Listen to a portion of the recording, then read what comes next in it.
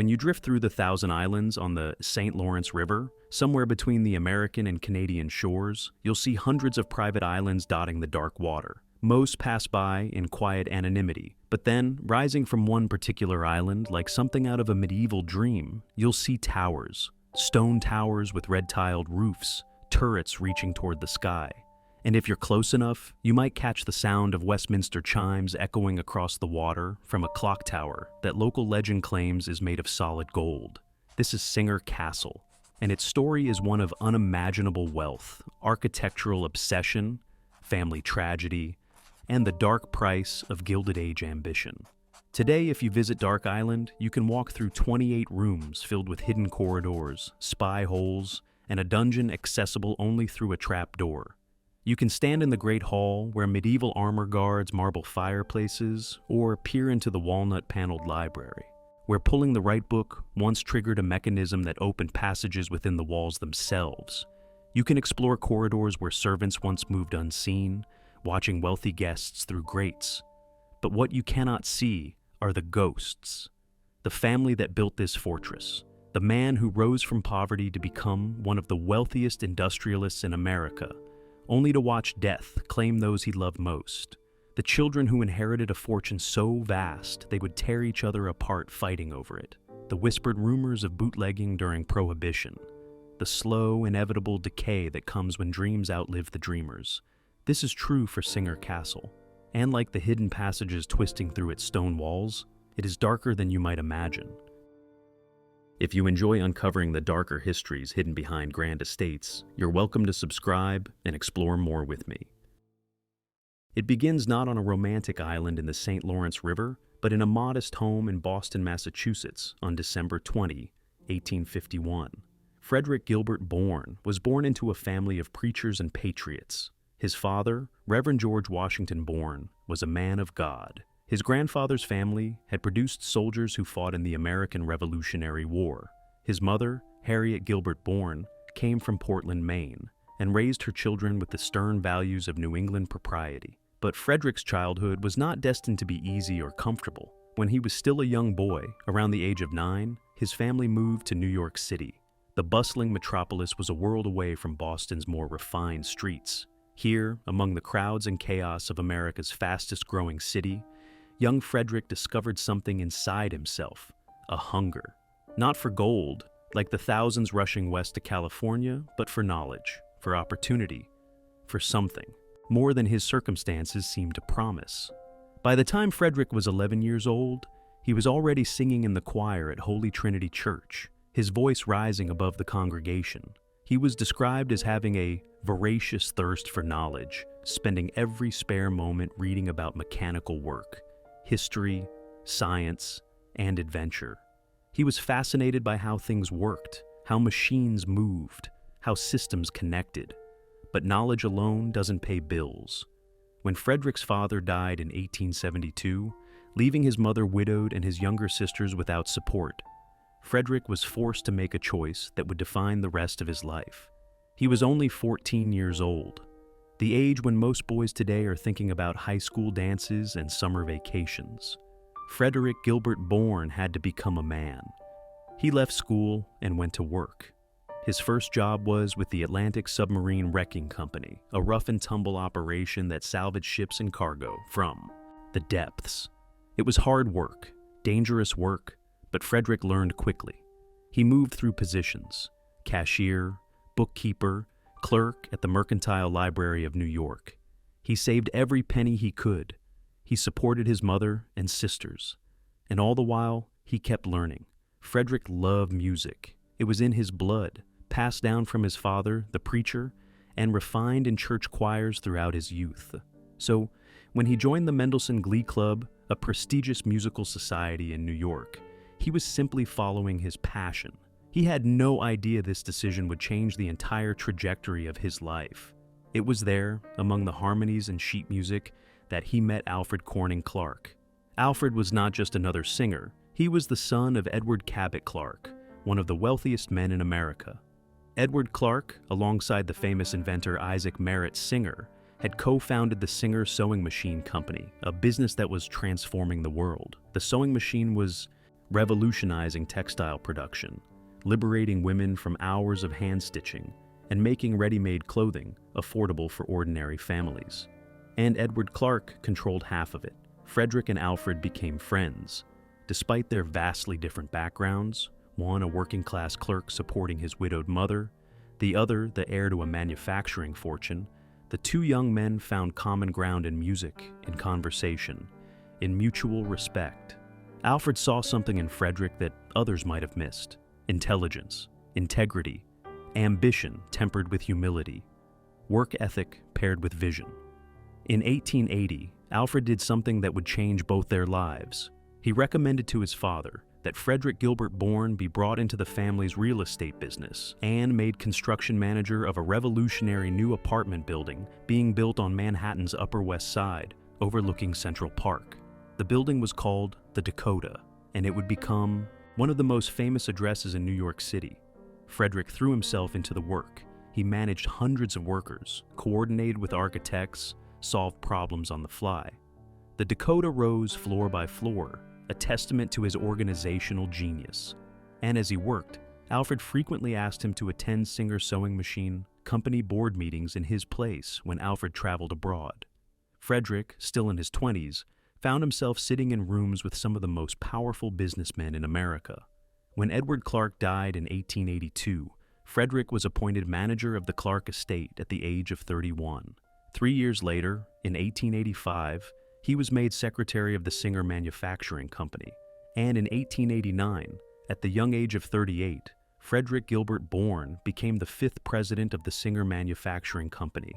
The boy who had started with nothing now controlled one of the world's first truly multinational corporations. What Frederick Bourne did with Singer between 1889 and 1905 was nothing short of revolutionary. He didn't just run a company, he transformed the entire concept of what a global business could be. Under his leadership, Singer became what historians now call perhaps the first modern multinational industrial enterprise of any nationality. Bourne saw what others didn't. While most businessmen focused on making products, Bourne focused on making products accessible. He pioneered the installment plan, allowing ordinary families to buy sewing machines by making small payments over time, rather than paying the full price up front. This single innovation turned sewing machines from luxury items into household necessities. It planted the seeds for women's economic liberation, giving them tools to earn income from home-based sewing businesses. He expanded Singer's global footprint aggressively, establishing factories and sales offices on every continent. He vertically integrated the company, controlling every step of production, from raw materials to final sale. He commissioned architect Ernest Flagg to design the Singer Building in Manhattan, a towering skyscraper that, when completed in 1908, was the tallest building in the world.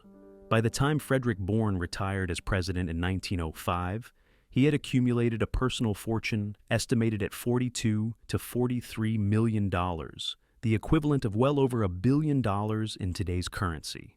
He maintained an apartment at the Dakota that occupied the entire first floor. He owned a 2,000-acre estate called Indian Neck Hall in Oakdale, Long Island, next door to William Kissam Vanderbilt's Idle Hour. He owned a 375-acre hunting preserve near Montauk. He had an apartment on Jekyll Island, Georgia, home of the famous Millionaires Club. And then, in 1902, he bought a small, rocky island in the Thousand Islands region of the St. Lawrence River. It was called Dark Island. Frederick Bourne didn't set out to build just a hunting lodge. He wanted something more, something that captured his imagination the way music, engineering, and business had captured it throughout his life. So he turned to his friend, the architect Ernest Flagg, the same man who had designed Indian Neck Hall and would later design the Singer Building. Flagg was a graduate of the École des Beaux-Arts in Paris, one of the most prestigious architectural schools in the world. He had developed what he called a modern French Renaissance style, blending classical European elegance with American practicality. But for Dark Island, Flagg needed inspiration that went deeper than style. He needed a story.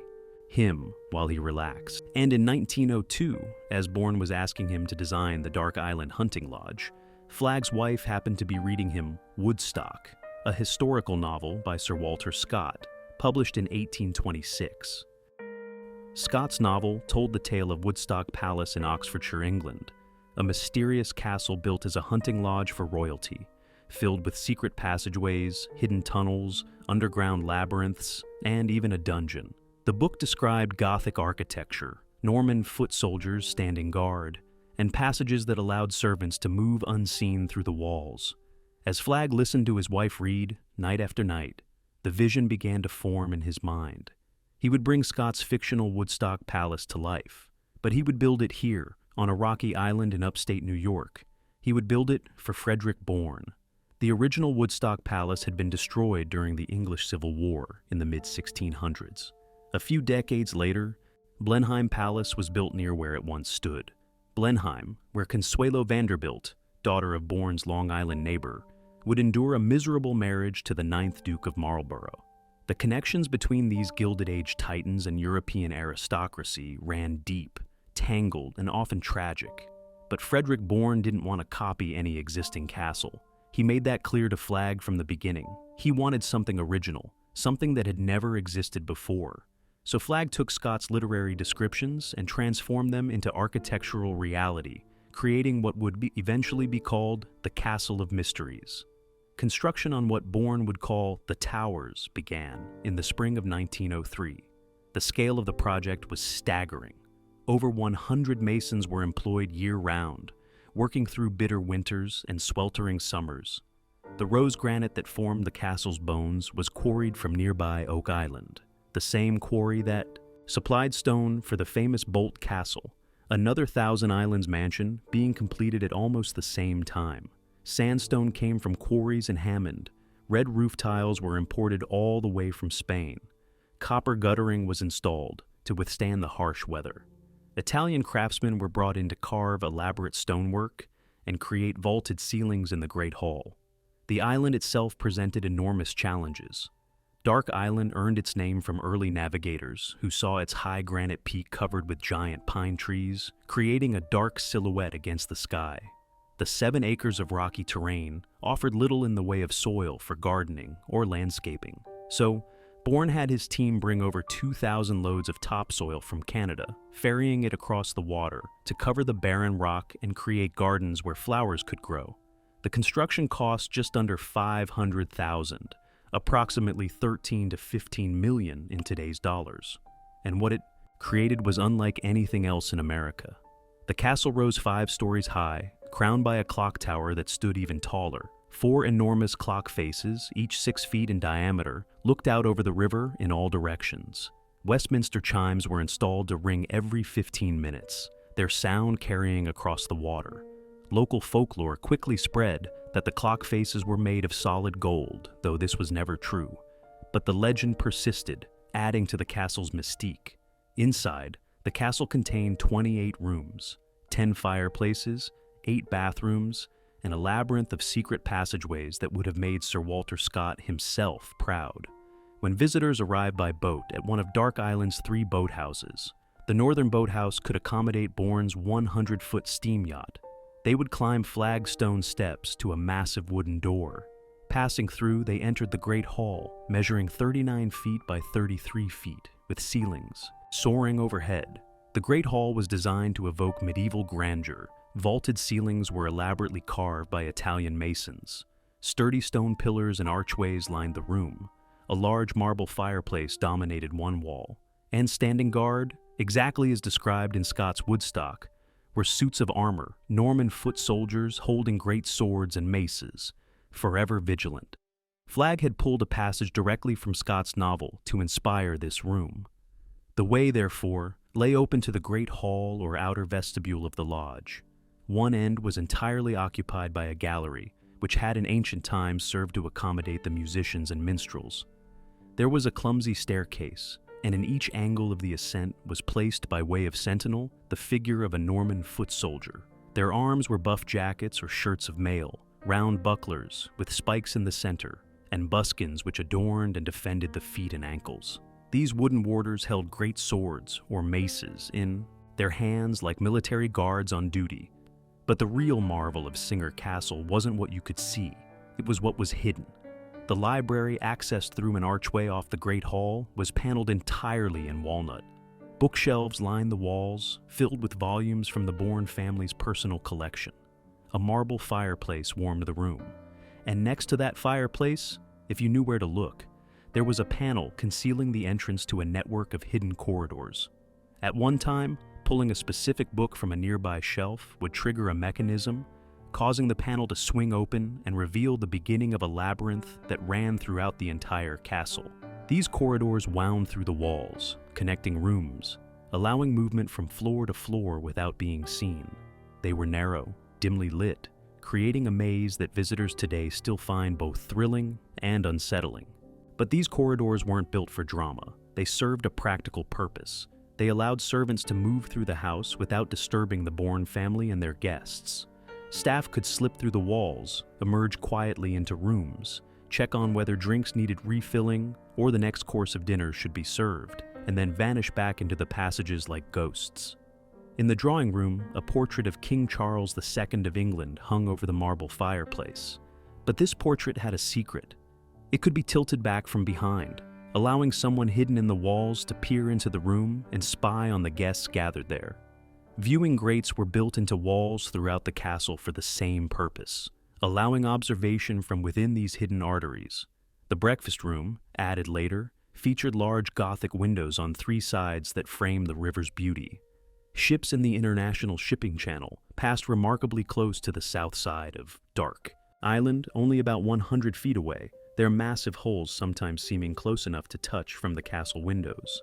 The kitchen, positioned in a service wing with views of the Canadian shoreline, connected to the formal dining room above via a dumbwaiter and spiral staircase.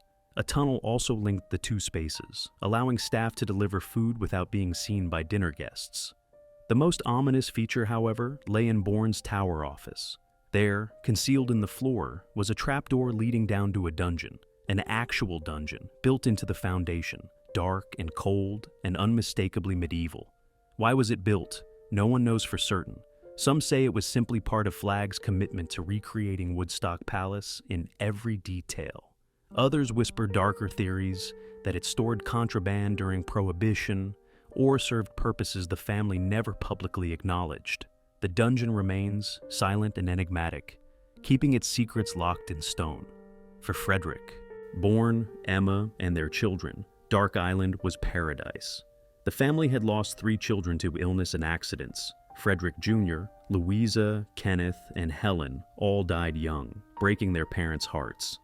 But 9 survived: Arthur, May, Marion, Alfred, Florence, George, Marjorie, and Howard. These children, along with Emma, were the center of Frederick's world. The Bournes were obsessed with boats and yachting. Frederick served as Commodore of the New York Yacht Club from 1903 to 1905, sponsoring entrants in the America's Cup race. He owned numerous steam vessels, some of which can still be seen at the Antique Boat Museum in Clayton, New York. At Dark Island, the family kept 5 motorboats, 3 rowing skiffs, and 2 canoes at any given time, not counting the larger yachts docked at the massive boathouses. They owned 2/3 of nearby Ice Island, using it for hunting duck and pheasant. Private trains would bring hunting parties of up to 15 guests from New York City to spend weekends at the castle, stalking game through the forests and returning triumphantly to display their trophies in the trophy room, another space circumnavigated by secret passageways. Fishing was a constant pastime. The waters around Dark Island were perfect for sport fishing, with depths varying dramatically. Very deep on one side of the island, shallow on the other. Largemouth bass and northern pike were abundant, and the Bourne family spent countless hours on the water, competing to land the largest catch. The castle hosted elaborate parties. Guests from the highest echelons of American society came to Dark Island: industrialists, financiers, artists. Frederick's neighbor on Inglenook Island was the famous American painter and sculptor Frederick Remington, who reportedly could hear construction work as the castle was being built and sent flowers to welcome the new neighbors upon its completion. Cornelius Vanderbilt and Vincent Astor were among those who visited. J.P. Morgan himself was a friend and correspondent. The elite of the Gilded Age sailed up to Dark Island's boathouses, climbed the stone steps, and entered a world of luxury, secrecy, and architectural wonder.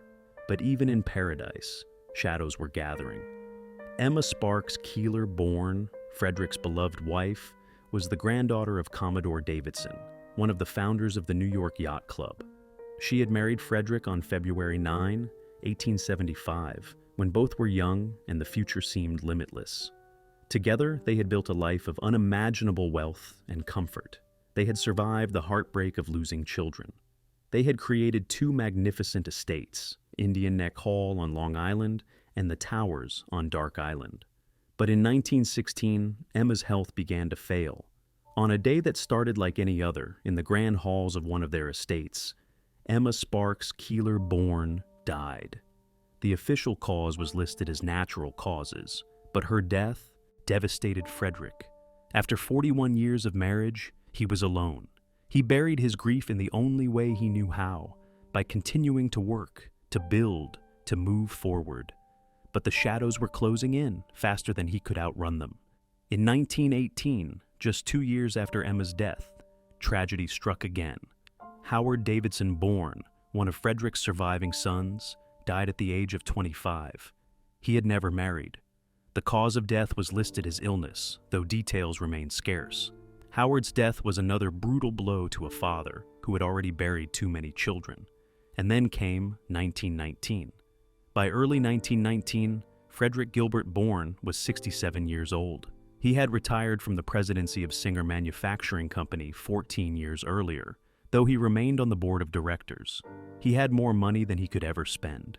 He had estates, yachts, automobiles, including a 1906 Mercedes-Benz. He loved to drive at dangerous speeds. He was once arrested for going 25 mph in New York City, a scandalous velocity at the time. But he had also lost his wife and his son, and the world that had made him wealthy was changing rapidly.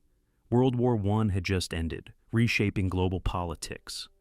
The Roaring Twenties were about to begin, bringing jazz, speakeasies, and a new generation that cared little for the staid values of the Gilded Age.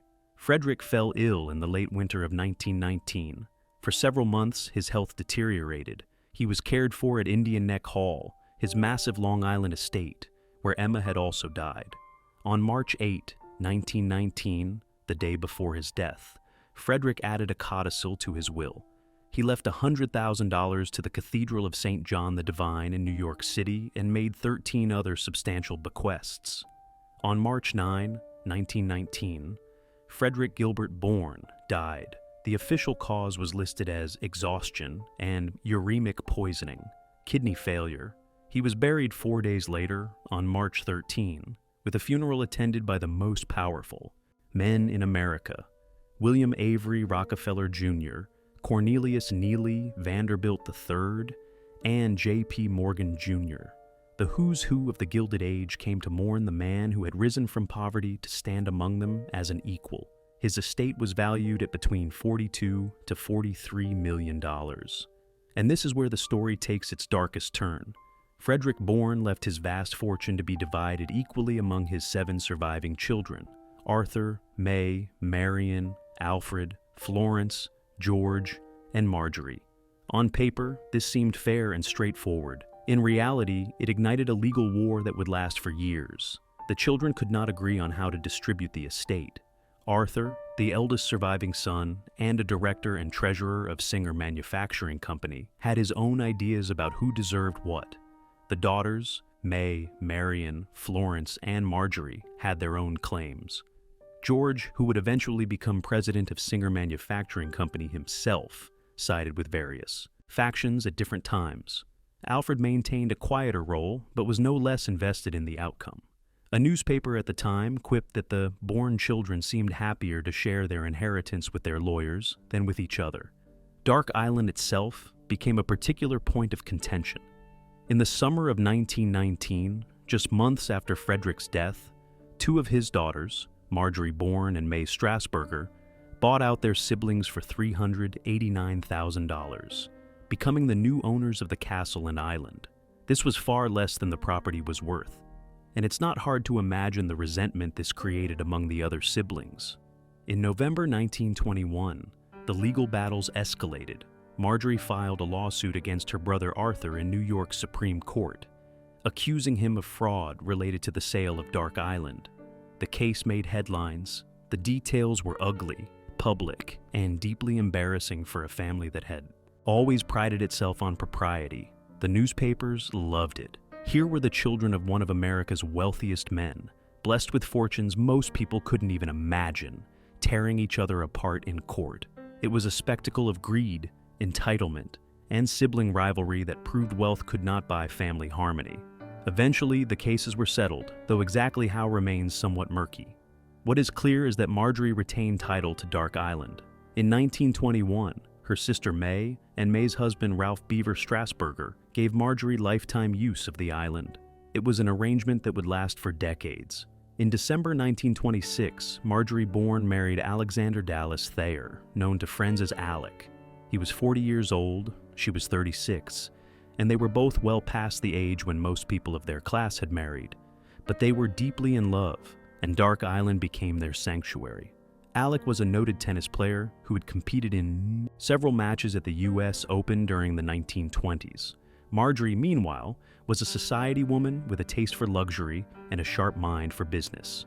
Together, they transformed Dark Island from a hunting lodge into a true summer home. They made additions to the castle. They built a third-story apartment over the piazza, giving them a separate living space away from the guest rooms.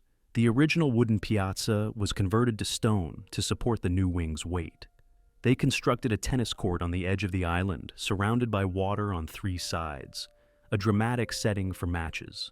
For Alec's birthday in 1928, Marjorie commissioned a squash court on the north side of the island, complete with a sports therapy room. And then there were the rumors.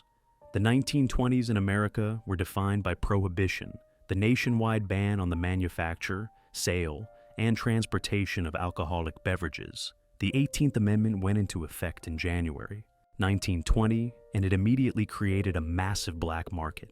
Rum running, the smuggling of liquor from Canada and the Caribbean into the United States, became a multi-million-dollar industry controlled by organized crime.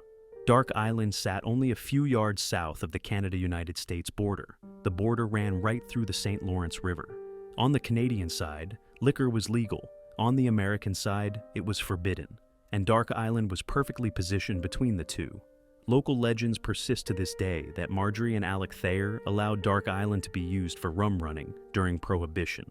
The castle's hidden corridors, the boathouses, the dungeon, all would have made ideal storage for contraband. The island's isolation meant that Coast Guard patrols would have difficulty monitoring it, and the Thayers' social connections meant they could move in circles where bootleggers and speakeasy owners mingled with industrialists and politicians. There is no definitive proof that Dark Island was used for smuggling. The Thayers were never arrested, never charged, never publicly accused, but the whispers persisted. The allure of a medieval fortress on a remote island, hidden cellars filled with Canadian whiskey, speedboats cutting through the night. It was perfect fodder for Roaring Twenties mythology. Whether or not the rumors were true, the Thayers lived well. They entertained lavishly. They maintained not just Dark Island, but also 3 yachts elsewhere, plus the 5 motorboats, 3 rowing skiffs, and 2 canoes kept at the island's boathouse. They spent 36 summers at Dark Island, their lives a seemingly endless summer of tennis, boating, fishing, and parties. But even this chapter would come to an end. On a winter day in late 1961, Marjorie Gilbert Bourne Thayer prepared to make a decision that would end the Bourne family's 60-year connection to Dark Island. She was 71 years old. Alec was 73. They had no children, and she knew her time was running short. On December 27, 1961, Marjorie sold Dark Island to LaSalle Military Academy for less than $100. It was a gift, really, a final act of generosity to an institution that had once been her childhood home. After Frederick Bourne's death in 1919, his estate at Indian Neck Hall in Oakdale, Long Island, the grand 110-room mansion with the ballroom and pipe organ, had been sold in 1926 to the Brothers of the Christian Schools, a Catholic order. They had converted it into LaSalle Military Academy, and for decades it had served as a prestigious boarding school. Now, Marjorie was giving them Dark Island as well. In 1962, at the age of 72, Marjorie died. Alec outlived her for 6 more years, but he never returned to Dark Island. The castle, the island, the summers by the river. All of it was too painful without her.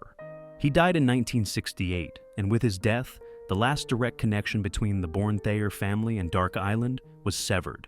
The brothers of the Christian schools found themselves in possession of a medieval castle on a remote island in the middle of a river. They had no idea what to do with it.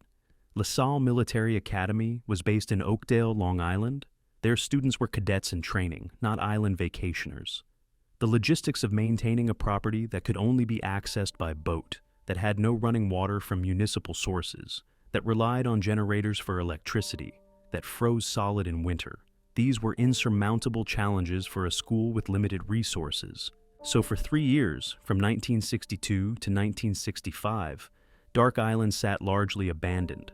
Ice engulfed it every winter, and the castle's walls withstood the freezing temperatures. But the interior began to suffer. Pipes froze and burst. Wallpaper peeled. Dampness crept into the rooms. Some furnishings were removed, some were stolen, and some simply rotted where they sat. In April 1965, the Christian brothers sold Dark Island for $35,000 to the Harold Martin Evangelistic Association, a religious charity established by Dr. Harold George Martin, a former chaplain to the Royal Canadian Air Force. Dr. Harold Martin was born in Quebec, but had Norwegian ancestry. His grandfather's original family name was Martin Jorstad, and when Dr. Martin and his wife Eloise took possession of Dark Island, they renamed it Jorstad Castle.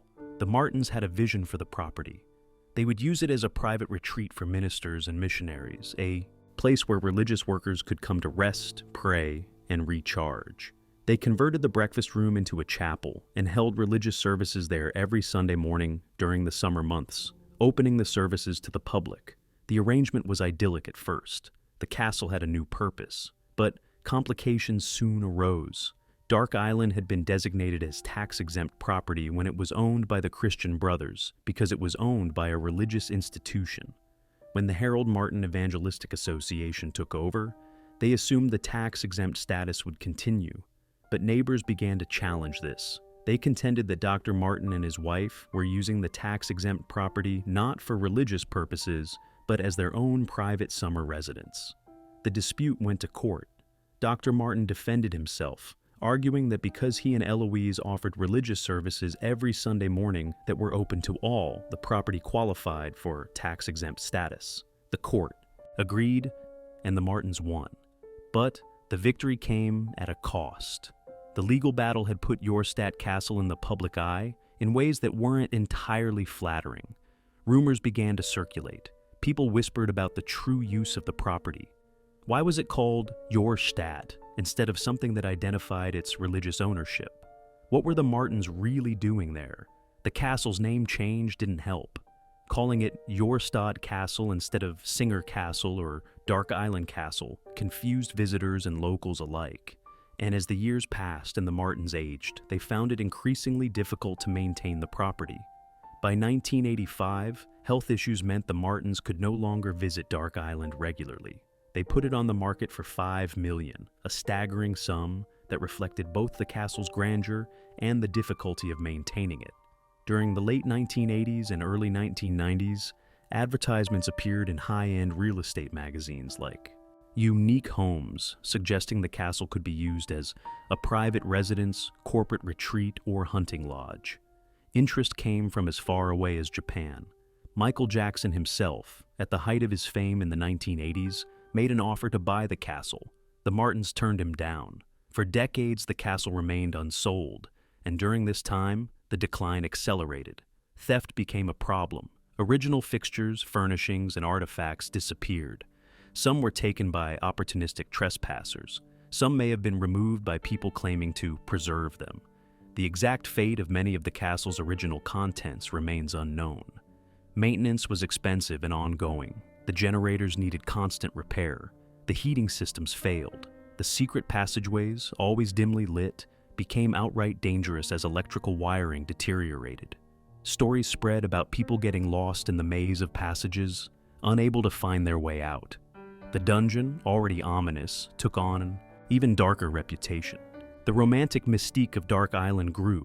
It became known as the Castle of Mysteries, a place of legend and folklore.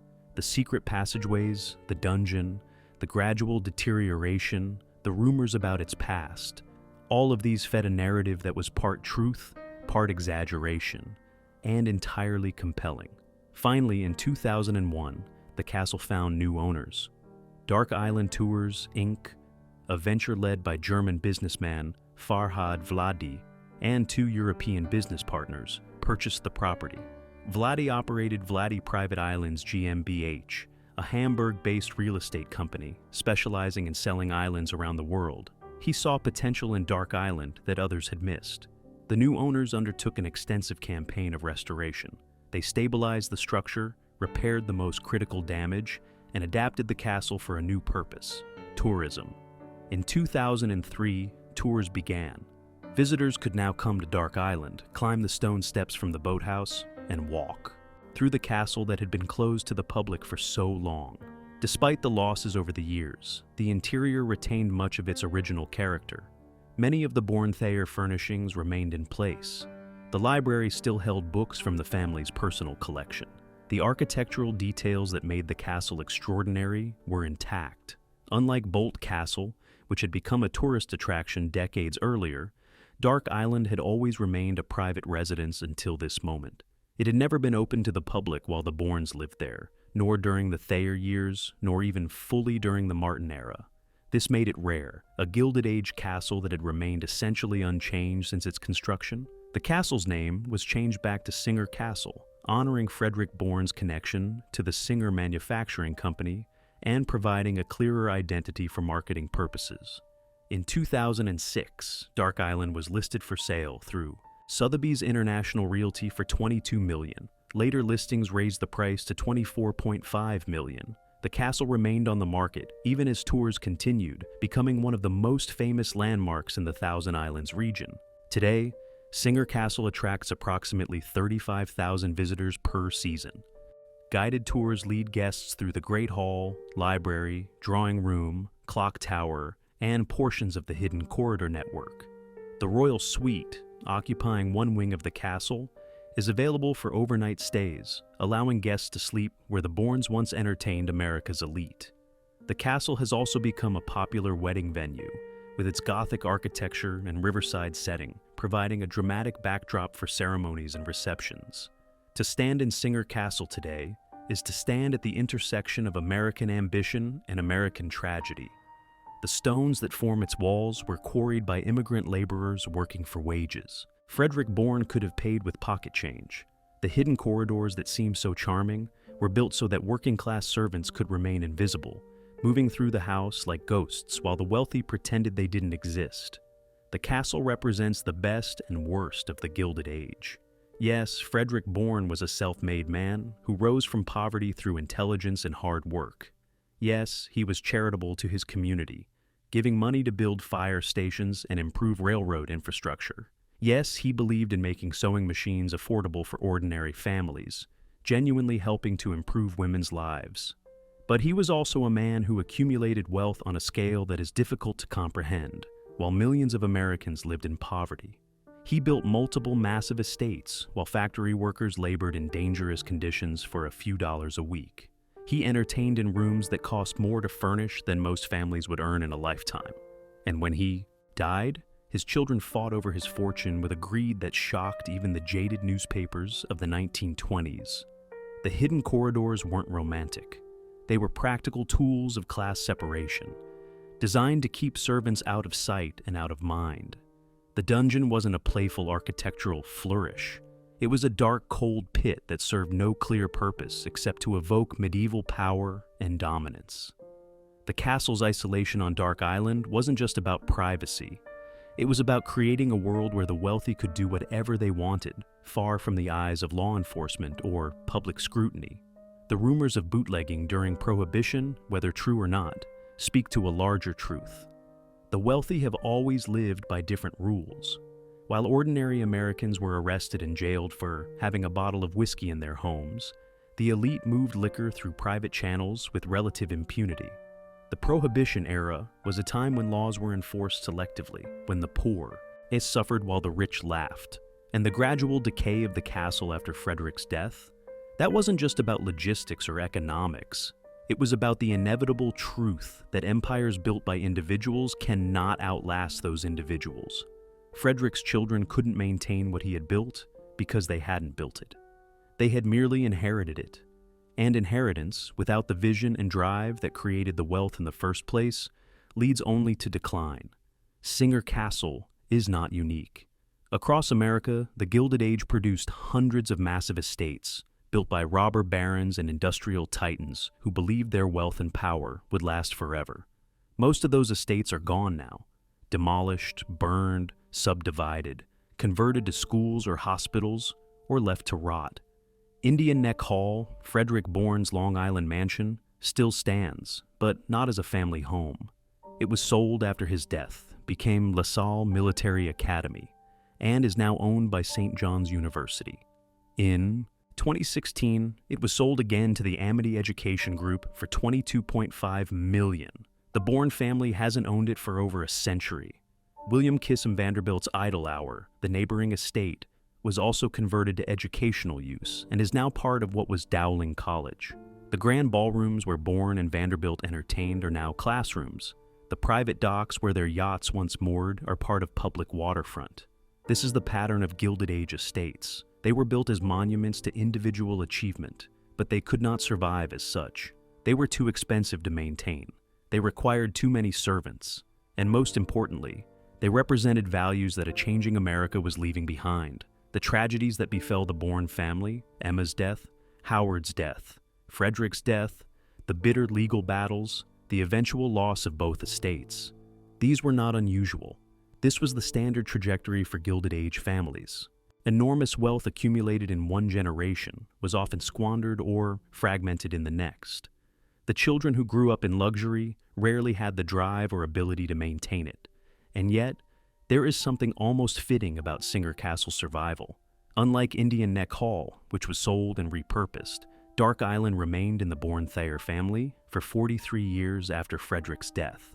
Marjorie and Alec Thayer loved the castle and lived there every summer for nearly 4 decades. They added to it. They cared for it. And when they could no longer maintain it, they gave it to an institution they trusted. The Martin years, though controversial, kept the castle from being demolished or developed.